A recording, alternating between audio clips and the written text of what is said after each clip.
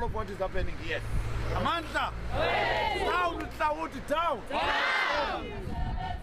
Dit is die boodskap van die SAKP vir SABC bedryfshoof Claudie Motsoeneng.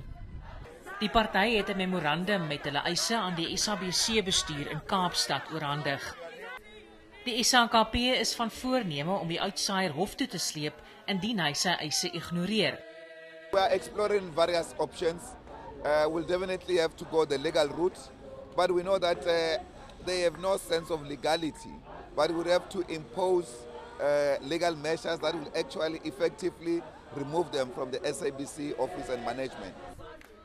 Die party se eise sluit in die afdanking van Motsoeneng en die afskaffing van onwettige redaksionele beleid.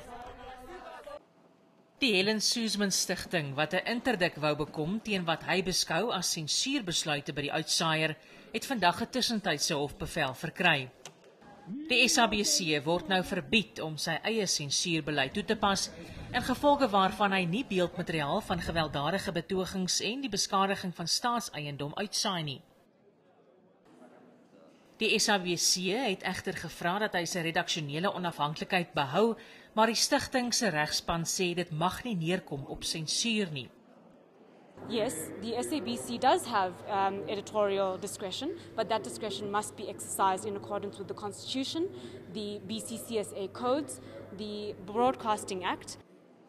Die onafhanklike kommunikasieowerheid het die SABC verlede week opdrag gegee om sy verbod op te hef. Tog meen die uitsaaier sy redaksionele beleid is verkeerd verstaan. We have never said that we are not going to broadcast violent protests. It is something that was created by people, but let us not get into the merit at this particular stage because our lawyers will then interpret it further for us.